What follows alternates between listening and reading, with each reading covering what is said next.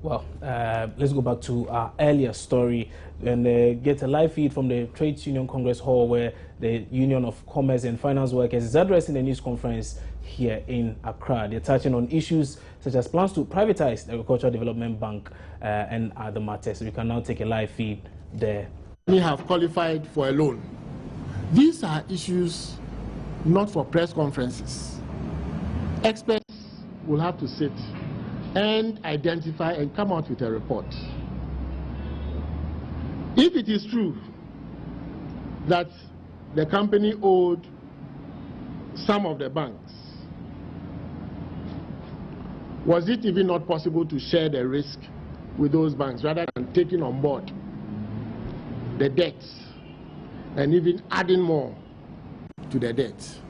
But it will also be interesting to note or to find out how that account has performed. Some of the semantics that we are hearing has occurred may qualify for criminality.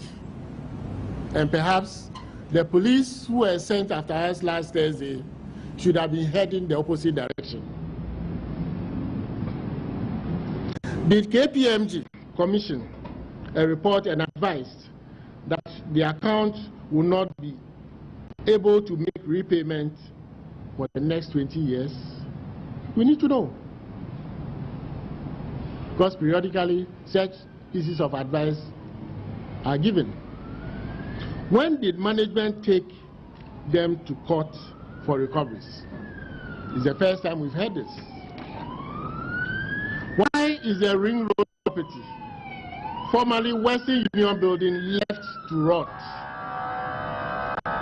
Is it deliberate to run it down and sell it cheap?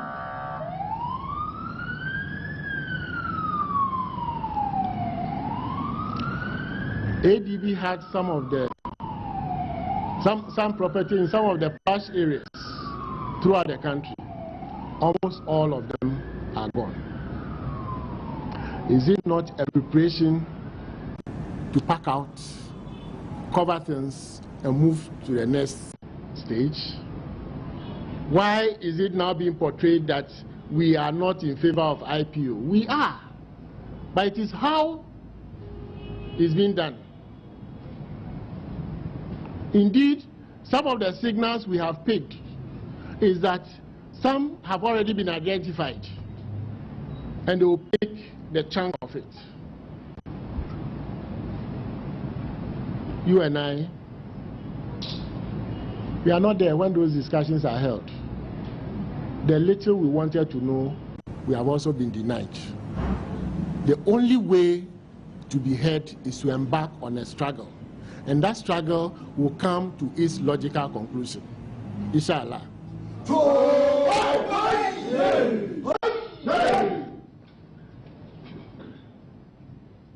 These will tell us.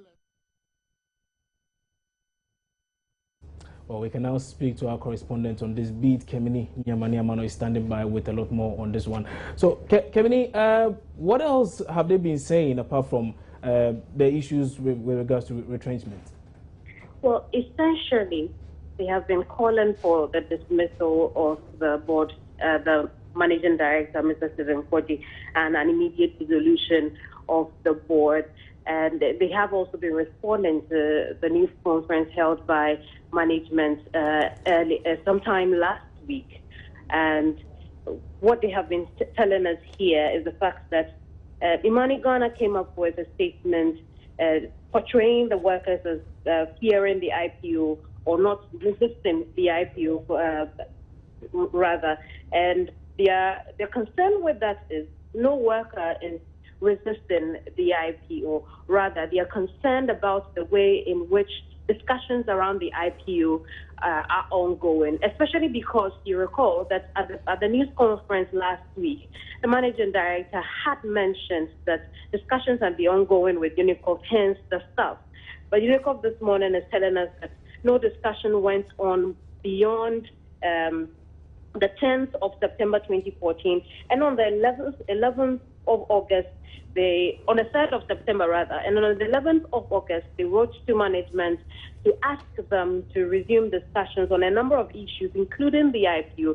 Now, this is what they claim management wrote back to them, and I just want to quote that briefly. The management said that it did not see the need to brief Unicof because they had already briefed its staff, and management didn't see any reason to be in discussion with Unicof, which makes it contrary to what Mr. Stephen Kodji has been telling the press last week. Beyond that, they also raised concerns over the sale of properties, especially the ADB house. They have said that indeed they are happy that if management is not going on to sell the ADB house, then it is good news. There's no need to question it. But they would want clarity on why the first deal fell through, who was perhaps behind it, and they want to also know, when it comes to the sale of property, why they have decided to move out of their Chimota branch, where they have paid a long-term rent. And according to Unicof, some of the rent payment runs as far into the future, into 2024. And so even if they move out, they still are making payments on those properties. You recall also last week when the management met the press, they spoke about the fact that the ADB house was too small to accommodate all head office staff. He tells us that the total number of head office staff is 524, and there's only about 125 of the staff that were outside of the ADB house. And so it's incorrect for management to tell us that 60% of this head office staff were not accommodated in the ADB house. And then he also goes on to talk about corporate governance infractions at ADB. Now, he mentions the fact that the board chair purchased the managing director's car, a Mercedes-Benz, and although they claim it was a public auction, there is a lot of secrecy around it, and perhaps at the end of the press conference, we'll find some clarity on that as well. He also says that the unoccupied residence, official residence of the MD at Roman Ridge was also sold. Now, here's the twist to that one. When that property was sold, the MD moved into his own property, and he rented it back to ADB, and ADB is paying $4,000 every month for the property owned by the managing director. That's what Unicof is telling us right now. And like I said, we'll get some clarity on this at the end of the news conference. And another issue they raised had to do with loans, and how you recall that when the news came also, there were issues of how board members were misusing their office and taking loans without merit or from ADB.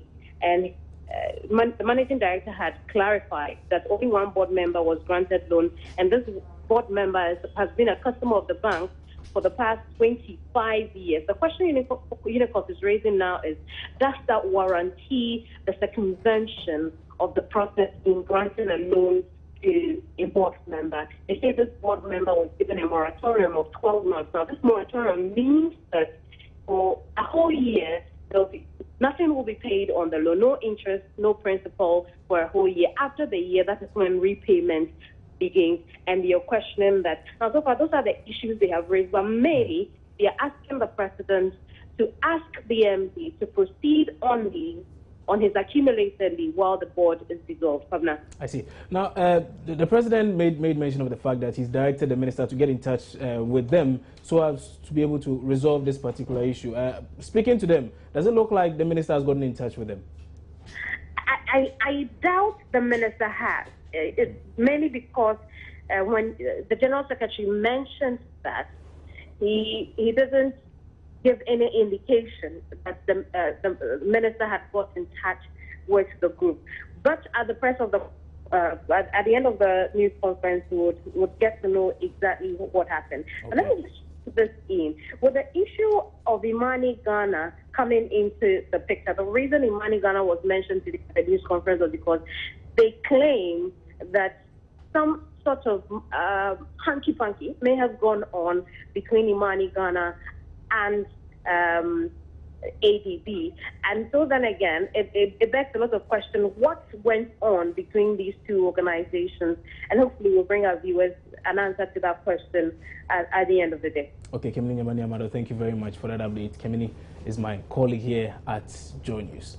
Now let's talk power. And the Volta River Authority, the VRA, is currently being supplied with some 54 million standard cubic feet of gas daily by the Ghana Gas Company. Now with this, the VRA is expected to generate about 216 megawatts of electricity on a daily basis. Now, Head of Corporate Affairs at Ghana Gas, Alfred Ogbami, tells Joy News, production of gas will be increased if the power generating companies are able to absorb the supplies. Now, in a related development, however, the water level in Ghana's biggest hydroelectric dam, the Akosombo, has dropped to the minimum safe operating level. Now, figures published by the Volta River Authority on its website on Thursday puts the current level at some 240.67 feet. That's less than 1 foot above safe operating level. The minimum operating level is 240 feet. My colleague Fred Smith joins me in studio now with more. Fred, so how bad is this situation? Well, I must report to you that the figures we have are figures published on Thursday. That was the last working day of last week. And so we haven't had any more updates until this morning. As I speak to you, fresh figures coming in indicate a further drop. It's gone down to 240.47. The earlier one was 240.67. So it's gone down. It's been like this for months now.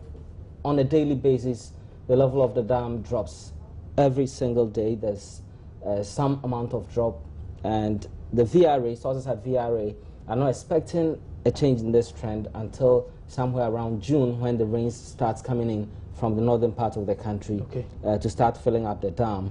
So essentially, what does this mean, essentially? That do we have to shut down Akosombo? Well, the technical people will have to tell us what they do, and as I speak to you, my understanding is that some discussion is underway at the VRA and at the Power Ministry to see what they do about this situation, because that is the minimum operating level. And so it can't go below that. And so if you go below, well, in 2007, it went below that. The dam was not shut down, as we understand. We were experiencing very difficult energy crisis at that time as well. And so it was like that. So the discussions as to whether to shut down the dam or to continue supply, operating it, is a crucial one that government and the VRA will have to take, and discussions, I'm told, are underway on that. I see. So as of now, what's the situation going to be? Are we to just hope and pray that some magic one somewhere brings about some change? I mean, inflows into the dam, it's a natural activity, and so you can only pray and hope that God listens to you. Other than that, the rains must come in, and the forecast by the meteorological agency indicates that we're not going to have enough rainfall this year, and so that may also affect or hamper the hopes of getting the dam filled. I'm also told that if the dam is left to operate at these levels, what happens is that there are vibrations at the roots of the dam, and so that can cause explosion. The dam itself, I'm told, can blow up. That means the Akosombo dam may blow up. Yeah, it may blow up, and you know how important the Akosombo is to our power generation needs. It supplies about close to 50% of our power, and so it's so crucial to our power generation. To a layman, does this in any way mean that, for instance, the Dumso situation is going to worsen? Well, if the decision is to shut down the plant, the dam, then it will worsen. It's definite, it will worsen. If the decision is not to shut down the dam, it will not worsen depending on the other generation sources, say from thermal, solar, and the others that will be getting to support the Akosombo hydro. And so it won't worsen if they don't shut the dam down, but the long-term effect on the dam itself is very, very serious. So let's just say that we are still going to see what we are seeing, the 24 hours of darkness and 12 hours of daylight, of light. Well, immediately there are no indications of what the authorities at VRA and the Power Ministry would do, and so for now it's difficult to make a prediction on how that is going to impact on the load shedding timetable. Okay, all right, First Mate, thank you very much. We'll try and get some answers from authorities subsequently. Now, former Chief Executive Officer of the Volta River Authority, Dr. Charles Okabe, has indicated that there was the need to protect the integrity of the Akosombo Dam to save it from collapsing. Speaking on the Super Morning Show on Joy FM, Dr. Okabe indicated that the dam was currently operating at its minimum, using 4 out of its 6 units. The dam is running 4 out of 6 units now. It's producing about half the power it normally produces. It's gotten into the minimum desirable recommended operating point. In 2006-07, it went below that and produced more power, but that's not advised. You know, you don't try to do that. But until the start of August, and we determine or we know if rains are coming into the lake or not, there is, of course, a problem that more caution must be exercised. Because there's no doubt that with some of these plants coming on, we will need to slow down production for the dam even further, so that we don't put that dam into danger. Because, in fact, if that dam has to be shut down, we'll probably go to 6 hours, 36 hours off. So that is the other. Well, there is yesterday, I was told he reached 240 yesterday, which was what it was predicted, which is the lowest recommended. You know, there's a lowest recommended and what is desirable and what is good to do. I know that, in fact, the last time in 2007, it went way past it. But a review afterwards said that this should never be repeated. So yes, technically, we can keep going, but it's at great danger to the dam. And I'm hoping that what would be done would be to slow down the dam to what it can really take until August, and then maybe some of the plants which are coming in may take up some of the generation. But of course, what it means is that the 12-24 may not go, or you can't really expect it to go quickly. But I'm just saying that all I'm here to say is that car power is not the solution. The solution are with a rehabilitated thermal plant, a dam that is able to resurrect, and dealing with the immediate cash flow problems of operation.